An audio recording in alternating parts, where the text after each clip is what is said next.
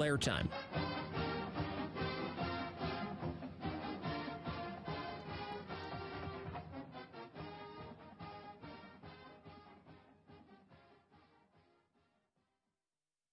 This is Duck Insider. Duck's gonna pick it up, and here we go. And Chuck how about that? Score. How about that? Oregon repeats as the Pac-12 champion. Omarui for three. Yes! Oh, and a steal and slam for Williams. Duarte to the basket. The slam. For the third time in the last 5 years, the Ducks are Pac-12 champions. Outright champs. Foley three. Goal! Foley ball. Left wing. Pow. Yeah, boom, boom. Regular season champions, and now Pac-12 tournament champions. Welcome to Duck Insider. We're just getting started.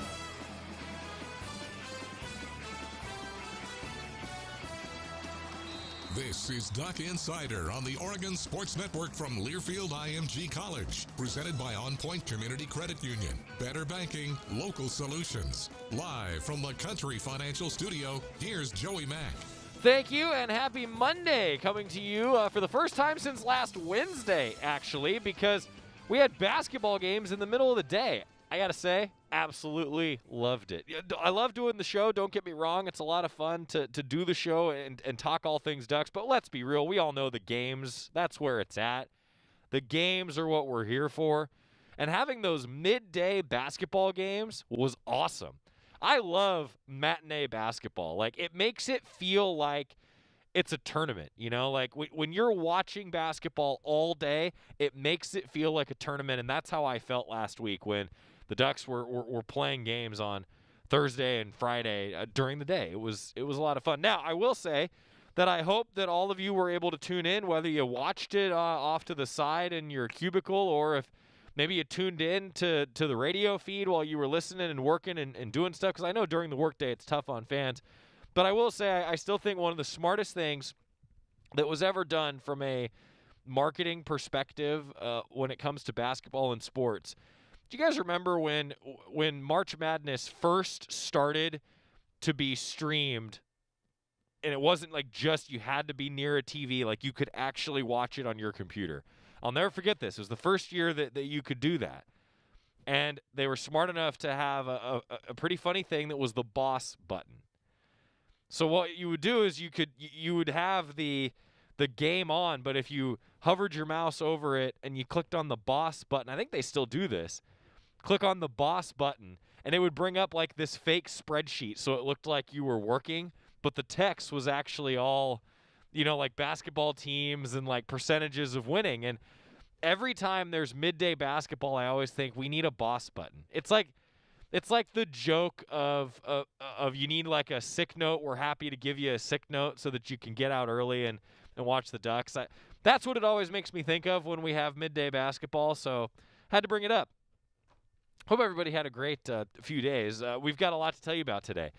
Dana Altman, Chris Duarte, Kelly Graves, Taylor Chavez, they all talked to the media after a couple bounce-back wins for the Ducks because both programs were able to bounce back in a big way. For Oregon women's basketball, it was the first time they'd lost back-to-back games, and it seems like forever. It was an eternity since the last time Oregon women's basketball lost 2 games. But the Ducks did drop a tough one to a very, very good, the best team in the country in Stanford. But they got a bounce-back win against Cal. And it was a dismantling of Cal. Really, really impressive. A 100-41 point victory. I mean, you hit the century mark in a college basketball game, you must be doing something right, and the Ducks sure did. We'll tell you about that.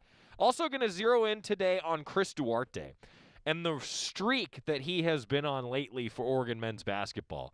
Relatively unprecedented, and right now playing like the Pac-12 Player of the Year, to be honest. That's what it looks like. And the Ducks also got a bounce-back win themselves on the men's basketball side of things, beating Utah on Saturday. And boy, the first half did not look good. I was sitting here thinking, man, 10-point deficit at halftime after the Ducks lost to Colorado, and I had this feeling of like, man, I hope that Colorado game doesn't beat the Ducks twice, and they outscore Utah by 16 in the second half. I did ask Coach Altman, you'll hear his answer coming up in a moment, what exactly he said in the locker room, because let's just say that there's a few different phrases I'll use here. One, he had a lot of, quote, nice things to say to the team in the locker room. And the paint probably peeled off the walls a little bit by the time Coach was done.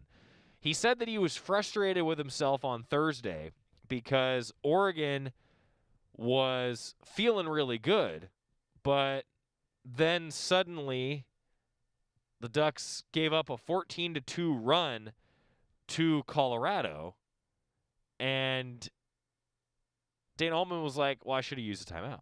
In fact, Coach Altman's exact words on the postgame show on Thursday were, I don't know what the hell I was waiting for. I mean, that's how honest he was. And so I think Coach Altman and the team, they were disappointed, they were frustrated, and they showed that in the second half against Utah. Coming up on Tip-Off Tuesday tomorrow, we'll dive in with Eric Williams and with new associate head coach Tony Stubblefield. Those will be our guests on Tip-Off Tuesday tomorrow. You can watch the show on the Oregon men's basketball and Oregon women's basketball Facebook pages, as well as the GoDucks YouTube page. And you can tune in across the Oregon Sports Network on the radio affiliate of your choosing in your market. Of course, GoDucks.com/radio and at UO Sports Network on Twitter for all of your updates there on programming. And look, we all know that there's going to be schedule changes here moving forward. We're all used to that at this point. But I will say, fans, just thanks for bearing with the teams last week especially. We were feeling it. It was less than 24-hour notice that the game time was changed for Oregon and Colorado. And that also meant that Oregon and Utah didn't play on Sunday. They moved it up and played Saturday night. So, fans, I know it's tough to keep track of. So follow on social media, and for programming in particular, at UO Sports Network on Twitter, we'll do our best to keep you updated. Also, of course, as we talk a lot of basketball, we'll do that more coming up on the show. But the Ducks are currently on the hunt for a new defensive coordinator. Congratulations to Andy Avalos. Boise State put out the following graphic, and, I mean, that's cool for Coach Avalos. I mean, look, he attended Boise State. He was the defensive coordinator and an assistant at Boise State before coming here to Oregon. And now he heads back to the Blue to be the head coach. Wishing him nothing but the best. But the Ducks, that means looking for a new defensive coordinator. And I know a lot of people are going to ask, I already see Kyle has thoughts on the DC search. That's going to be a tall task for Mario Cristobal. He's had to hire a lot of coordinators in his tenure and a lot of assistant coaches. Because, look, if you have success, your coaches are going to get hired elsewhere. And they're going to get promotions. That's what happens. If coaches weren't wanted from your staff, you're probably not going to have that staff for very much longer. You know what I'm saying? So congratulations to Coach Avalos. And also wishing our friend DeVell Winters well. He is going to be joining Coach Avalos in Boise, as Coach Avalos said to the media. And Thomas Ahrens, Director of Player Personnel, has decided to go and move on from football, and we'll wish those guys nothing but the best, and the rest of the Oregon football staff as they now look for a couple new positions. We'll keep you updated on that as we have more information. I think that it's important also for me to say that I know a lot of people are going to ask what I think, what I'm hearing inside the walls of the athletic department. I won't sit here and speculate on who it could be, what the position could look like, what Coach Cristobal is looking for, because that's just not my place to do so, since I work with Coach Cristobal, and, well, it's the same boss that signs our checks. Scott's laughing as I say that, and, you know, it's the truth. So I see Anitra asking that. So, no, that's not something that we'll do on the show. I understand there's a lot of other media outlets, I'm sure, that will speculate a lot.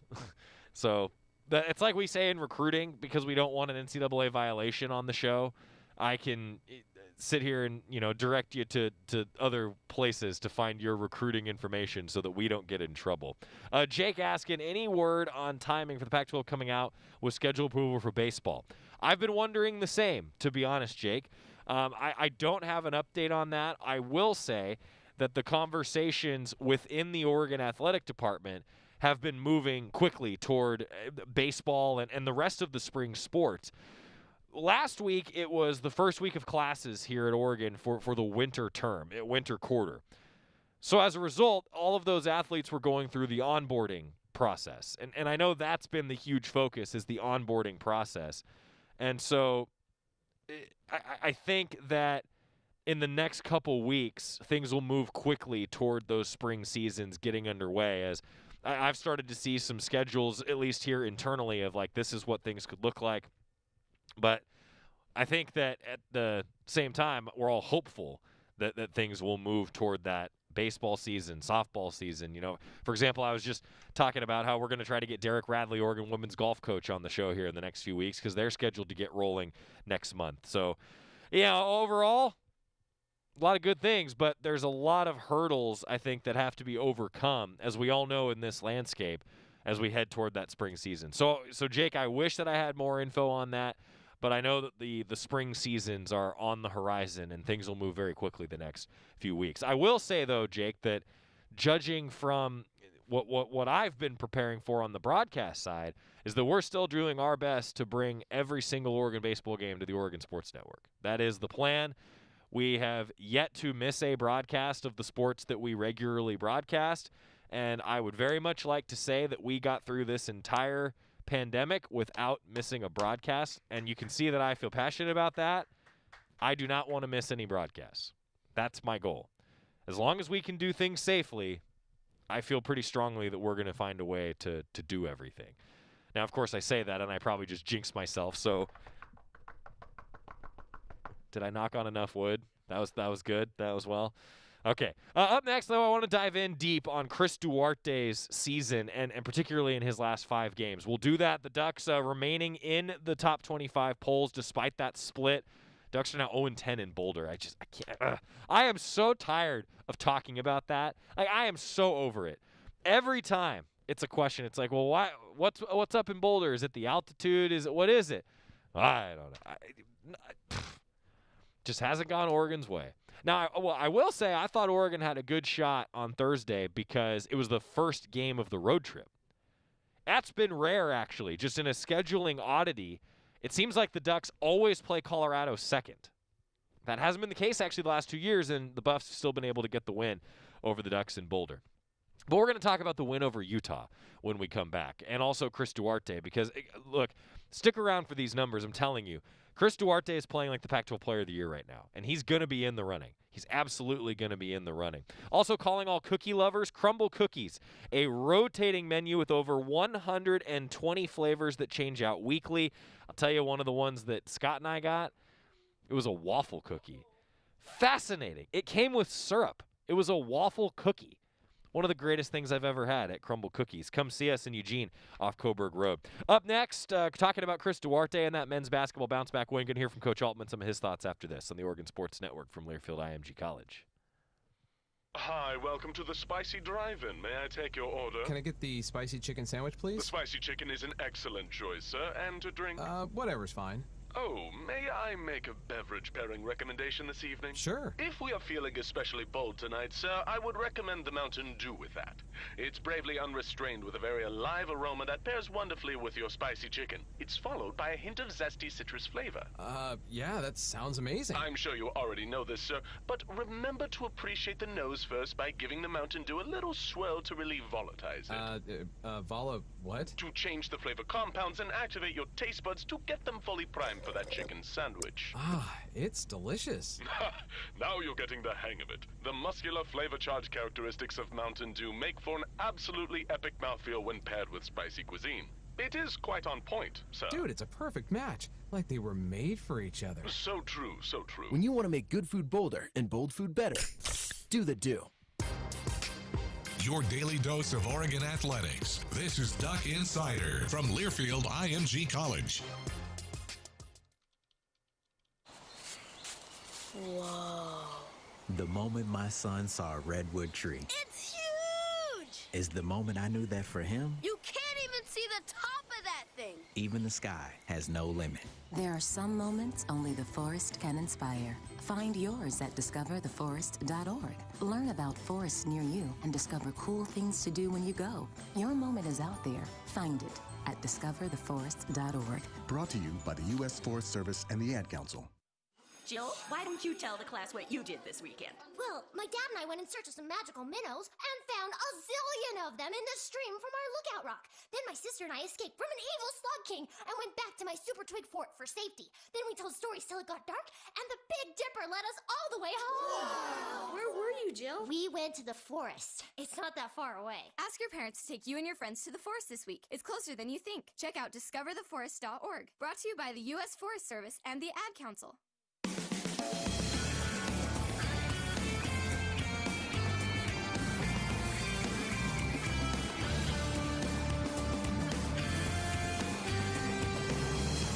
Back on Duck Insider, presented by On Point Community Credit Union. Joey Mack with you inside the Country Financial Studio. I did see a question that I missed earlier from Thomas. Any word on Figueroa? Yeah, so if you missed it, as we recap, Oregon beating Utah 79-73 over this past weekend to get the bounce-back win. Ducks now at 9 wins. They're still pacing at second place in the conference right now, and they're going to control their own destiny because they're going to play UCLA coming up on the 19th. So if you're just joining us, and if you've missed all these schedule updates, Oregon will now play UCLA men's basketball 2 o'clock next Tuesday, which actually means, because Monday is Martin Luther King Day,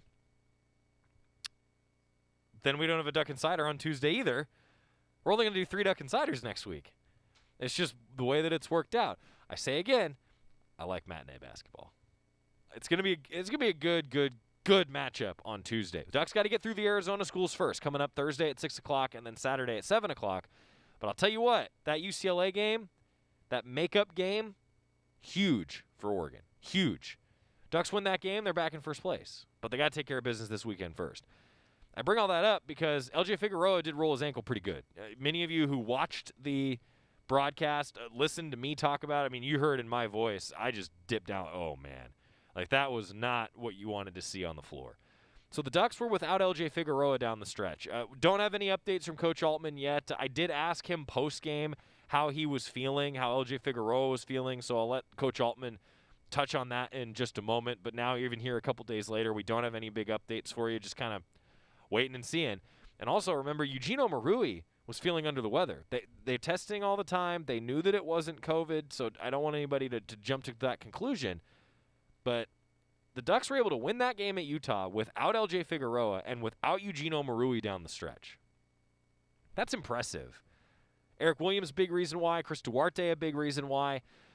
And I say all of this knowing full well that what the roster makeup looks like on Thursday is going to be huge for actually both teams because Arizona State has been dealing with their own problems. They didn't have Remy Martin last weekend. UCLA and USC combined to go 4-0 in the state of Arizona this past weekend. Scott Phillips, when was the last time USC and UCLA swept in the desert? 1994. It's literally never happened before. Oh, okay. Never mind. 1978. Roxy Bernstein mentioned it on the broadcast. He said it was the first time that the LA schools have swept the Arizona schools since the Arizona schools joined the conference. So a few things there. One, USC wasn't very good for a long time. And Arizona has been pretty much unbeatable at the McHale Center, except if you're the Ducks, for the last however long. Lute Olson, whatever era, right? But Arizona State has been without a few key players, including their All-American guard and Remy Martin. Now the Ducks are dealing with a little bit of that as well. They hope to have Jalen Terry back this week, but LJ Figueroa, Eugene Omarui hoping that those guys get better and get better soon.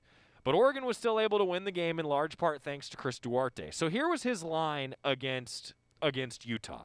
Chris Duarte had 25 points, 9 for 13 shooting. That's efficient. And he was 3 of 5 from beyond the arc and 4 of 5 at the free throw line. He had 3 rebounds, 2 assists, only 2 turnovers and only 1 foul, and 6 steals. 6 steals in 38 minutes.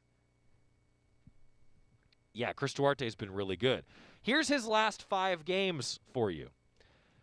Pac-12 Player of the Year candidate. I think he's playing like the Pac-12 Player of the Year. 20 points in 4 of the last 5 games. 20 or more points in 4 of the last 5 games. And during the last 5 games, Chris Duarte is averaging 23 points, 4.2 rebounds, 3.2 steals, and 1.2 blocks per game. and he's shooting 57.7% from the field. And it's not like he's not taking a lot of shots. He's 41 of 71, and he's shooting 50% from 3, 19 of 38. He's also 14 of 16 at the free throw line, 87.5%. And the clutch gene, we talked about it when he won the Pac-12 Player of the Week, has been ridiculous. He had 14 points in the final 5 minutes, 18 seconds versus Cal, and he had 11 points in the last 5 minutes, 43 seconds against the Cardinal 2 weeks ago. Now, the unfortunate thing is in the one loss that the Ducks have in this last 5-game stretch, it was a season-high 27 points for Chris Duarte. So he's been so good. Ducks are 4-1 in the last 5, just that loss in Boulder where he was really, I think, the player of the game. And he is now top 10 in 9 statistical categories. 9 statistical categories in the Pac-12. Up to second in points per game at 18.4. Chris Duarte is first in steals in the conference per game, and he's first in threes made per game as well. Pac-12 Player of the Year candidate. Playing like the Pac-12 Player of the Year in the last 5. He did not win the Pac-12 Player of the Week this week, though I will say, as somebody who votes in those things and has voted in those things in a lot of different sports, I usually look at if the team won or not. And the Ducks went 1-1. It happens. Oscar Da Silva, who's the leading scorer in the Pac-12 right now, is who won it this week, by the way. But Chris Duarte has just been absolutely outstanding, and I thought that was worth zeroing in on. And Dana Altman, we talked to him post-game a little bit about Chris. I did ask him about LJ Figueroa. This was Coach Altman post-game after the Ducks came back, got the win 79-73 at Utah. But what'd you say in the locker room, and how well did it work in the second half? Well, I just talked to the guys about their lack of competitiveness. I mean, first half, they shot the ball 67% from the field and 57 from 3. And we don't win giving up 43 points a half. I mean, it was an embarrassing defensive effort. There was nothing else I could say. I told them how disappointed I was, barked at them a little bit, told them, we're going to have to compete. And, they did a tremendous job. I thought Amari Hardy set a tone defensively out front that got us going a little bit. Chris Duarte got some steals that really helped us. But our defensive activity, this was a team that only averaged 9 turnovers a game, and they had 18 in this game, and that obviously was the difference in the game. They had we had 25 points off their turnovers, which really got us going. So I really thought, that was a big difference in the ball game. Coach, winning a game without Eugene Omarui scoring a basket, you got to be happy with the way the rest of the team picked him up tonight. Well, Eugene did not feel well. He didn't feel well. I don't know if it was altitude. I'm not sure what it was. He did not feel well at Colorado at halftime and during that game. And he didn't feel well tonight, but he tried to gut it out for the team. We're a little shorthanded everywhere, and so he tried to play. But it became obvious the second half that he wasn't able to go. And so I really appreciate, he's a senior and he wants to play so bad. And, Clay had checked him out, no fever, no, nothing like that. We get tested every day, so we know it's not the corona or anything like that. But I think it was altitude. He just lightheaded and maybe a little dehydrated from the altitude. I don't know, but he sure wasn't himself. Lastly, Coach, I know a lot of fans worried about LJ Figueroa. Any update on him after you guys were able to get the win after he went down? Well, we'll have to check it out when we get back. LJ's a pretty tough kid, and it was bothering him pretty good. So we'll just have to wait and see. That first 24 hours is always really big on ankles. And I'm sure we'll get him checked out early in the morning when we get back and see how he's doing. Coach, you look at how you guys started the second half. You were down 10. First 3 possessions for Utah, you forced turnovers, scored baskets on all 3 of those possessions. How important was that opening minute and a half in terms of setting the defensive tone that you wanted after halftime? I thought it was big. You're right. We needed a good start to the half after finishing the first half so poorly. We needed something good to get our heads up a little bit, get everybody on the same page. And I thought the start of the second half was really important. I thought the guys did a tremendous job with their activity and their energy level and really got us off to a good start. Let's go to the tail end of that second half when you spent the last 7 minutes without Eugene and without LJ on the floor. How were you guys able to close out the game with those two guys on the bench? Well, I thought, like Chandler got a big tip in. We got to the basket a couple times. Really important, it was a 2-point game there when Amari hit a couple free throws. Our free throw shooting in the second half was very good. We went 10 for 12 in the second half from the free throw line, so we got 10 points from the line. That's big for us. I thought other than, we had 3 bad turnovers there. Amari had a charge in the backcourt. Chris spun and lost it, and Eric left his feet and had a charge. We had 3 really bad possessions with the 6-point lead, and a little disappointed there in our execution. But I think a couple of guys were, you got Chris playing 38 minutes and Eric playing 35, and I think they were a little fatigued. Yeah, you mentioned the fatigue. I mean, that second half looked exhausting. I mean, at some point were you just kind of crossing your fingers hoping these guys just held on as long as they could through those final minutes? A little bit. We hadn't subbed much the second half at all. And, I was a little concerned, just guys being able to finish plays and on the defensive end, expend the energy to get the stops. But I thought, again, the free throw shooting, Chris, was very important for us. And then after the 3 bad turnovers, we had a couple good possessions. And like I said, I thought Chandler lost, and I can't remember exactly when that tip-in was, but I thought that was really a big tip-in for us, just at the time. To remember, we missed a pretty easy shot inside, but Chandler tipped it in. In the first half, Coach, Timmy Allen had 17 points on 8 of 10 shooting for Utah. You guys effectively neutralized him after halftime. He only had 6 more points. Was there more of an emphasis on trying to shut him out and force them to work the ball around to someone else? Absolutely. He killed us the first half. He shot layups. He shot 2 open jumpers, an open 3 and an open 15-footer from the free throw line. We did a very poor job of guarding him. Whether we were in man zone, it didn't matter. He got whatever he wanted.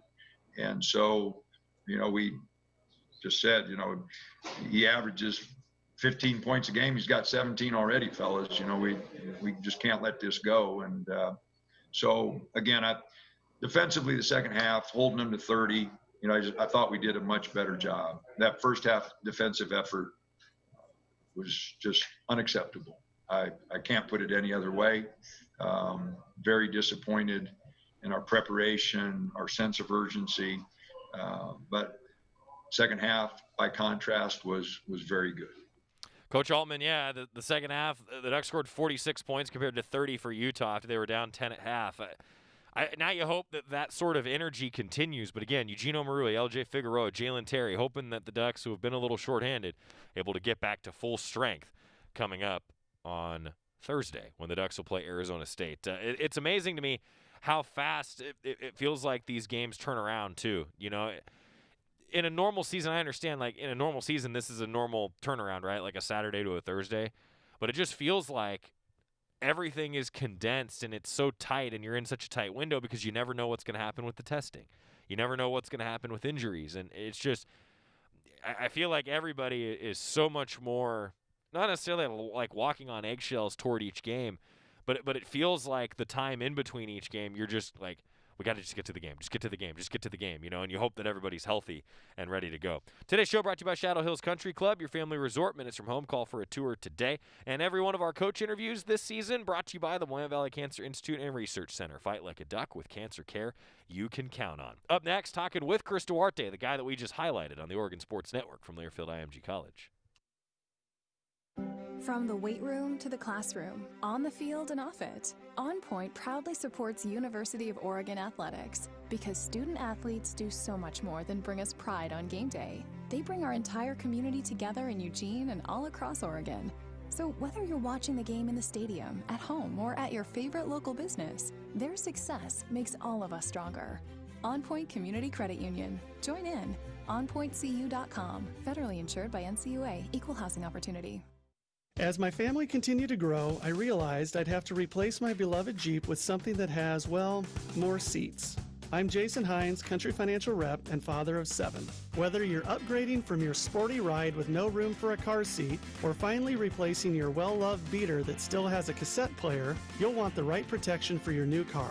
Work with a Country Financial Rep like me and get the protection you need at a price you can afford. Learn more at TakeSimpleSteps.com or contact a local Country representative.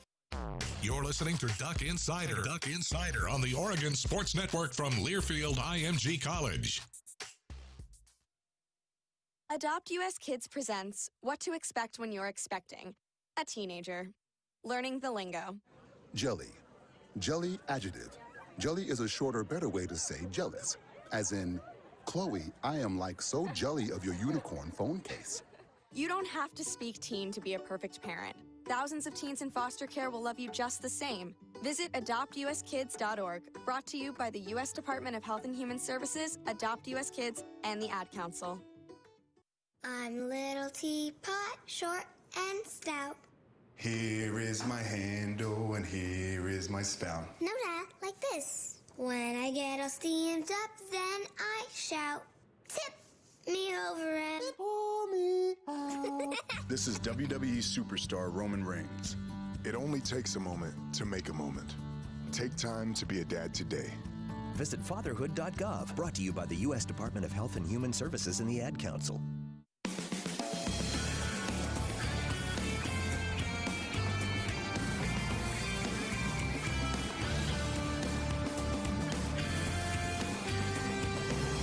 Welcome back to Duck Insider, presented by On Point Community Credit Union. Joey Mack here with you. So again, hoping that men's basketball, everybody gets a little bit healthier, but Chris Duarte sure has carried the load. He talked to the media just briefly after the game, and man, he playing like the Pac-12 Player of the Year the last 5. He's in the top 10 in 9 different Pac-12 statistical categories. He's leading the way in a few of those. Chris Duarte spent just about a couple minutes with the media talking about the game against Utah, the way the Ducks bounced back, and playing hard. Chris, as a team, you were able to force 18 turnovers, score 25 points off those turnovers. What really keyed your ability to so successfully disrupt so many possessions for Utah, especially at critical junctures in the game? Well, we just staying active, We came out of the second half. We knew we had to, do better and play different, get stops. So we just were active and we rotate good and play hard. Chris, was there any sort of hangover from that Colorado loss that was sticking with you guys in the first half tonight, or was there just something else going on? We were just playing we were not playing hard. That's it. We were not playing hard. Yeah, well, what does it say about this team that you guys were able to put that first half behind you and rally for the win? I let you guys know that, we got a lot in the tank and we're going to keep getting better. And we believe that we got it in there. We just got to come with it every game. Chris is a man of short words. As I've learned over the years, I mean, he's just all about the playing hard and the effort. And I think the way that he answers those questions, it's very evident that he's the one that's forcing the Ducks to play with that level of passion. We've seen that. I mean, if you watch Chris Duarte closely, you look at his body language, he's a guy who's clapping a lot, not necessarily always for encouragement, but sometimes for frustration. He'll be clapping a lot, and that's just the way he plays, man. He plays with effort, plays with a lot of passion. Ducks are going to need that moving forward. That's true of any team. But especially, I think, in a year like this, having a guy like Chris Duarte that can just take over a game. He watched Peyton Pritchard do it a number of times last year. That's so important because you can have a guy that can just take over a game. Remy Martin's one of those guys, and that's who the Ducks could potentially be playing on Thursday if he's able to go for Arizona State, as they've been without a couple players, most notably in Remy Martin. I'm curious now to see, as we move forward this season, how often is that the case, where you're seeing guys not on trips and you're seeing guys out, because it's not just injuries, right? Now it could be for a number of different reasons. I think that's going to end up being one of the huge keys to the season for every team in America. That's just kind of the nature of the beast right now. Up next, we're going to talk a little women's basketball, that 100-41 angry victory at Cal. Hear from Kelly Graves, hear from Taylor Chavez, and break it all down on the Oregon Sports Network from Learfield IMG College. Dear Wallet, you can't stop a new 2021 Toyota no matter the weather. The Camry all-wheel drive comes out to play. Snowy hills don't stand a chance against the RAV4, and everyone will be comfy in the Highlander. See you in the snow. Toyota. Find yours at toyota.com. Toyota. Let's go places. From the weight room to the classroom, on the field and off it, On Point proudly supports University of Oregon athletics because student athletes do so much more than bring us pride on game day. They bring our entire community together in Eugene and all across Oregon. So whether you're watching the game in the stadium, at home, or at your favorite local business, their success makes all of us stronger. On Point Community Credit Union. Join in.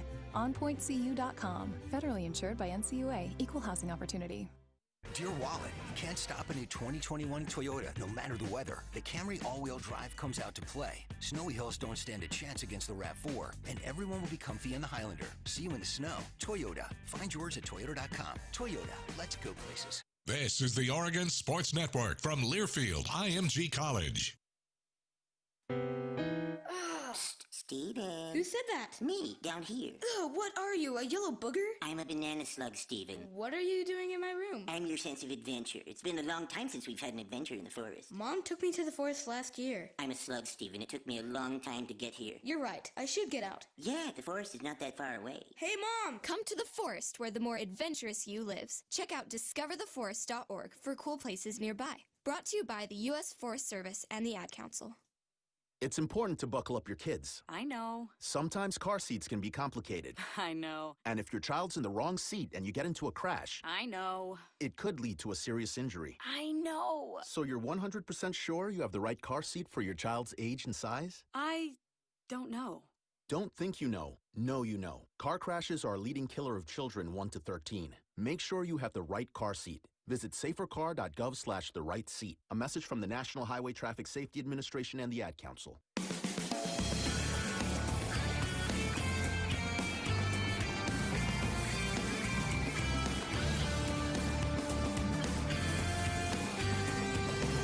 Back on Duck Insider, presented by On Point Community Credit Union. Joey Mack with you inside the Country Financial Studio. Taking a look at the Oregon women's basketball win now against Cal, and now they'll get ready for what is a critical stretch of their season. I think we all knew that when it was announced that it would be UCLA at home, then a road trip to the Bay Area, followed by a road trip to the Arizona schools, that was the critical stretch for Oregon women's basketball.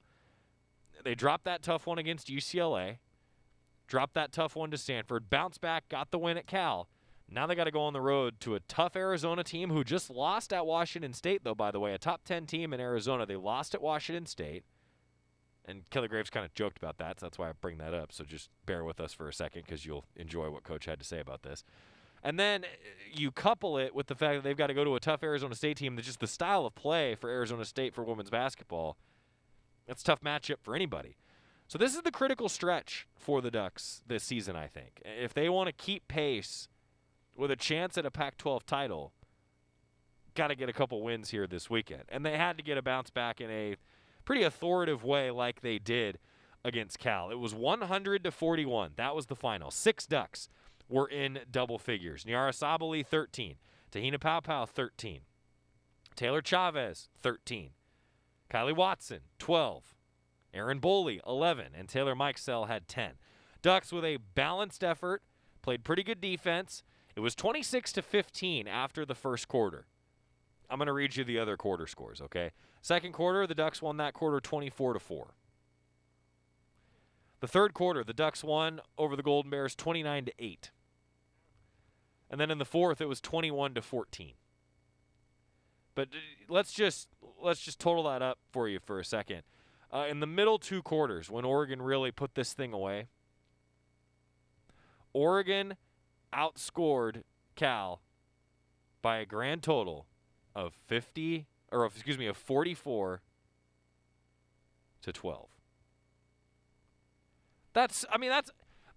Look, I don't care who you're playing.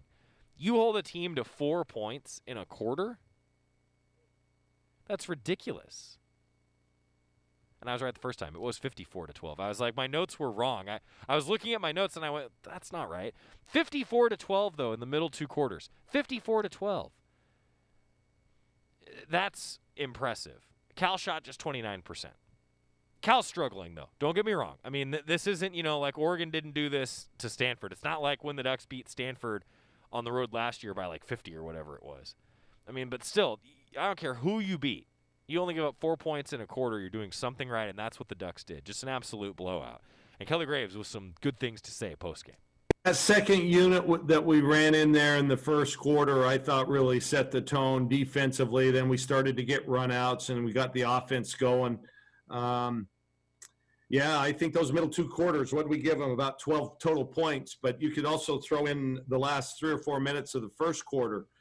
I just thought we were on point defensively, running around. Our kids were aggressive. We were causing turnovers, and then we got it going in transition. We haven't had a transition game like that in a while. I know it's been one of our focuses, and I'm glad to see us kind of put that together. So a lot of kids played well today, you guys. I really thought that your young kids came to play and they were really dialed in, and that's hard to do sometimes after a couple of defeats, but I think that's what you wanted to see out of them. There's plenty of season left, and they've got a lot of lessons to learn. I think a real key for you is also, as you obviously show by playing her a lot of minutes, is Tahina Paupau, and I thought she played a real solid game, and as she improves and understands the game a little bit more, I think that's going to help you in the tougher games against higher level opponents. Yeah, no doubt. I thought she played really under control tonight, and a couple of times in transition, we wanted her to, to probe the defense a little bit more in transition, and I thought she did that. She got into the lane, and then that created some open opportunities on the perimeter, and then she had a nice one, for a layup as well. So I think that's great. It's all part of her development, but yeah, she I thought played a really good game, and then defensively, same. I thought she was solid there as well. Kylie Watson, coach, with a new career high for her with 12 points. And also Angela Dugalich hitting a three where she's been struggling, but she can really shoot it. Those two players, it's just kind of the confidence thing you talk about. Well, it is, yeah. And, you can tell them, hey, you're great, you're great, you're great. You can have some success in practice and shooting and things like that, but until you actually see it on the court, it's hard to build that confidence up. But Kylie made a move yesterday in practice that was so impressive. I just thought I could tell she was dialed in. I wanted to and did go with her early, and it paid off. I just see she's so aggressive, and it was really good to see those two, do as well as they did. No question. Well, you head back home, but then another quick road trip as you got to play down in Tucson against Arizona on Thursday, nationally televised on ESPN. And they went to the Palouse and found out it's a pretty tough place to play and lost in overtime to the Cougars. So you're going to have an angry Wildcat team down in Tucson, aren't you? We will have an angry Wildcat team. And for all those people who kind of poo-pooed our close win at Washington State, what are we all saying now? I told you that's a good team. So that win looks better and better, doesn't it? Kelly, that was the worst loss in Cal program history. I know they've got injuries and various other issues, but nevertheless, not to take anything away from you guys, did you feel like you were going to be able to dominate as much as you were today? I was hoping. We really needed a game like this, James, after the last two.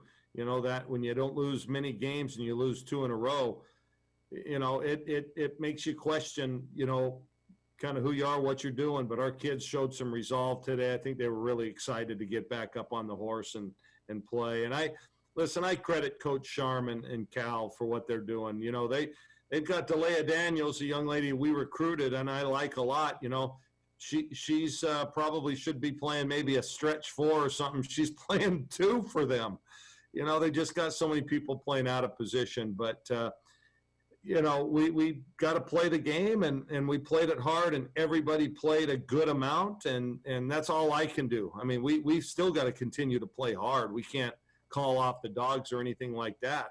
We've just got to play everybody, and we got a good taste in our mouth, though, James. Coach, I want to ask you a little bit more about Kylie, and obviously the confidence to put her in there early on, and she takes full advantage of it. I think she had at one point a personal 8-0 run.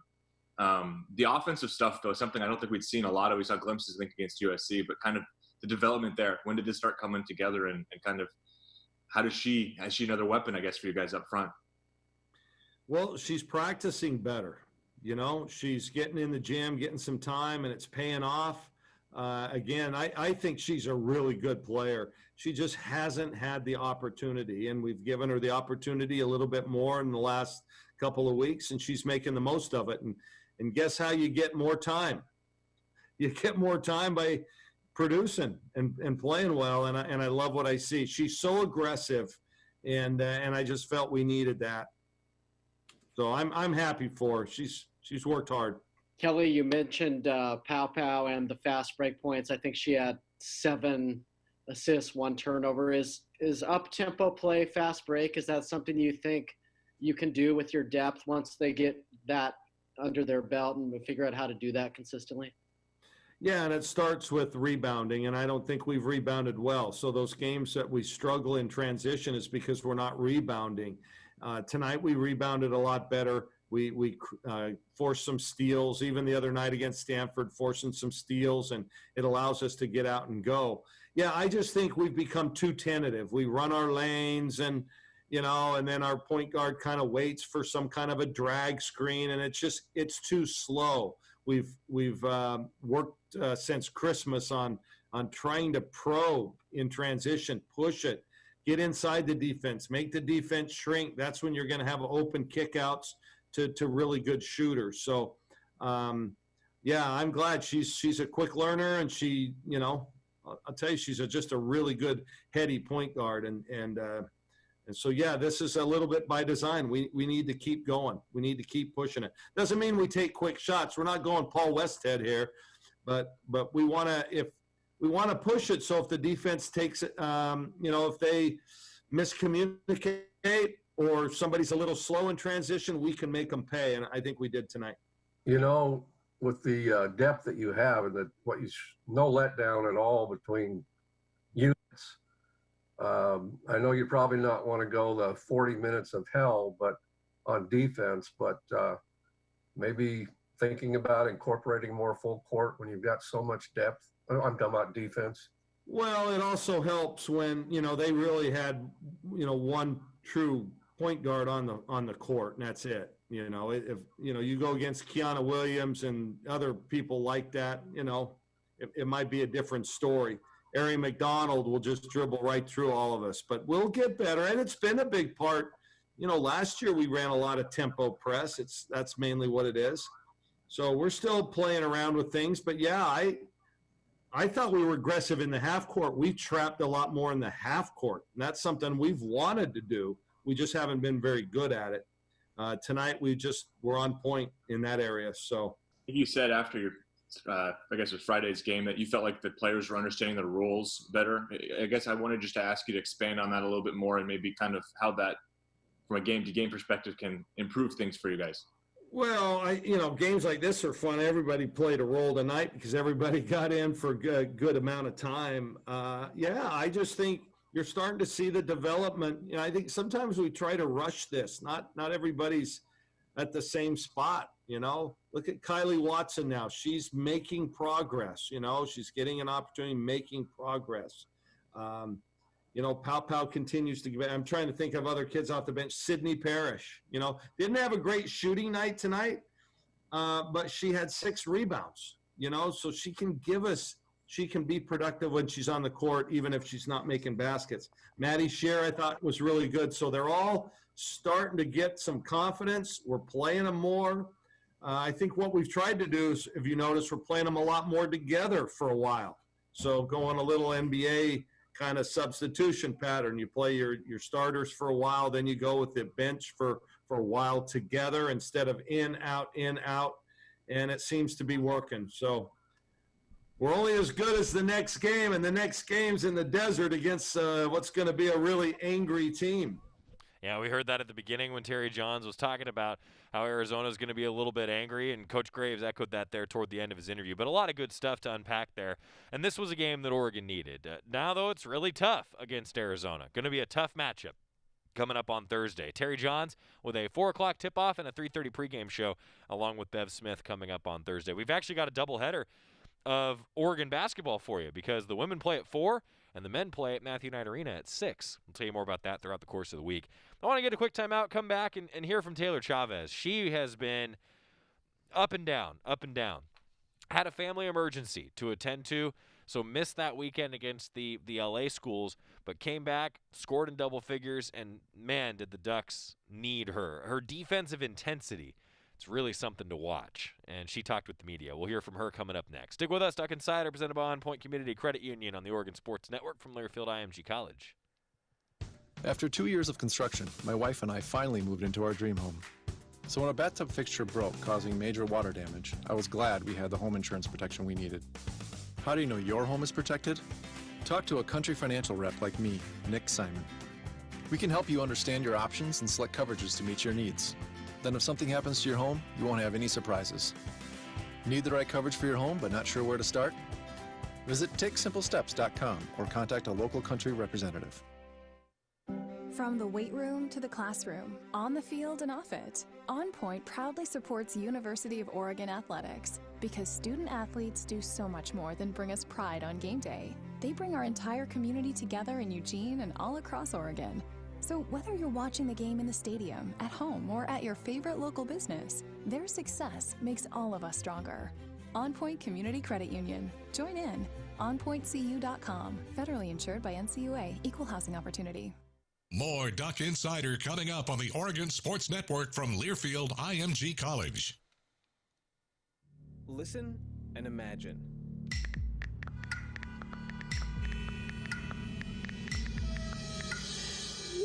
It takes 5 seconds to send a text, and for those 5 seconds, you're driving blind. Life is worth more than a text. Stay alive.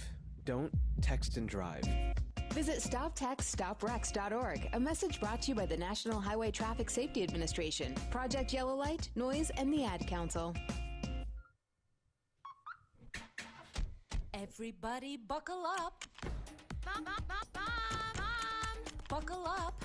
Let's go. Buckle up. Can we go to the store? Come on, Buckle can we get up. some ice cream? Everybody. Everybody, buckle up.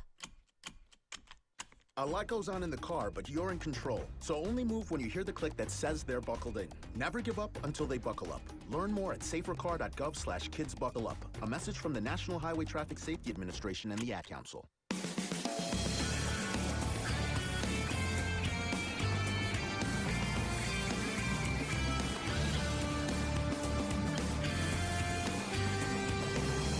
Back on Duck Insider, presented by On Point Community Credit Union. Joey Mack here with you, taking a look at your Cafe Yum 2-minute drill. The latest scores from Oregon Athletics. Of course, men's basketball bounce-back win 79-73 we've been talking about, and Oregon women's basketball, the bounce-back win against Cal 100-41. The Ducks in search of a new defensive coordinator. We'll have updates for you as Mario Cristobal continues his search. And then this week, Oregon women's basketball will face Arizona at 4 o'clock on Thursday, and Oregon men's basketball will face Arizona State at 6 o'clock on Thursday as well. Elsewhere, pretty cool for Anthony Mathis. The 12th pick in the second round of the G League draft, the Austin Spurs took Anthony Mathis, another pro Duck in the ranks. Congratulations to Anthony Mathis, and best of luck. 2-minute drill brought to you by Cafe Yum restaurants throughout Oregon and Washington, serving Northwest-inspired catering and takeout for your next gathering or meeting. Then use CafeYum.com and encourage you to get them for your virtual Zoom meetings, right?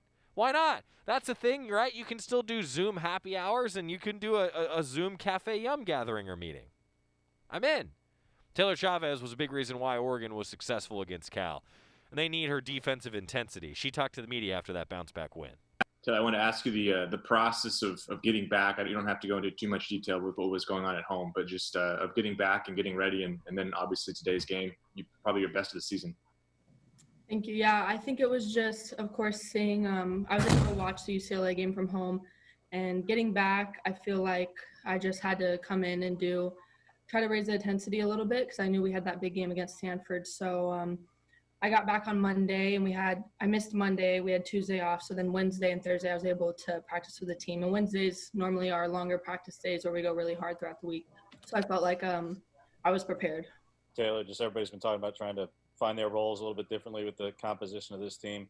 What's that been like for you? Because some of it's been similar, and at other times it's been a little bit different for you, and obviously with less games so far. So what's that been like for you? I think it's just something where you got to stay consistent with your enthusiasm, because there's some games we have really 10 people who are capable of having 20 a night, and we just take turns having that sort of day. So I think it's just one of those things. You got to stay consistent with your enthusiasm and figure out each game. Your role might change each game, so you have to be able to be diverse in your skill set and what you can bring. Because there's some games where I might shoot once or twice, and where my biggest contribution will be is on the defensive end. And there's other games where I might take 9 to 10 shots a game. So it just depends.